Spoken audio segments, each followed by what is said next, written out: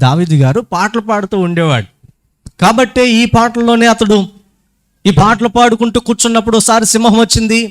దేవుడు ధైర్యాన్ని ఇస్తే సింహం వెనకాల పరుగుపెట్టి సింహము యొక్క నోటిలో నుంచి తన గొర్రెను విడిపించుకున్నాడు.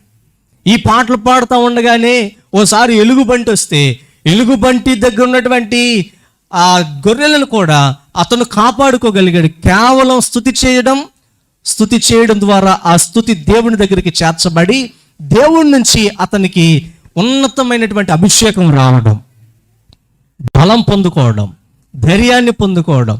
అతడు ఒంటరివాడు కాదు అని ఎడారిలో, అడవిలో, కొండలలో గొర్రెలను కాచేటువంటి అతను జనసంచారం లేనటువంటి ప్రదేశంలో మూగజీవాలు ఈయన మాత్రమే ఉండేవారు. అయితేనేమి నాతో కలిసి ఎవరో పాడట్లేదులేని మౌనంగా లేడు, నా పాటలు ఇక్కడ వినేవాళ్ళు ఎవరు లేరని మౌనంగా లేడు. కానీ ఏ దేవుని కొరకు పాడుతున్నాడో ఆ దేవుడు అన్ని చోట్ల ఉన్నాడని నమ్మాడు. కాబట్టి పాడడం మొదలుపెట్టాడు. ఆ స్తుతి ద్వారా అతన్ని జీవితాన్ని అత్యధికమైనటువంటి మలుపు దేవుడు తిప్పాడు.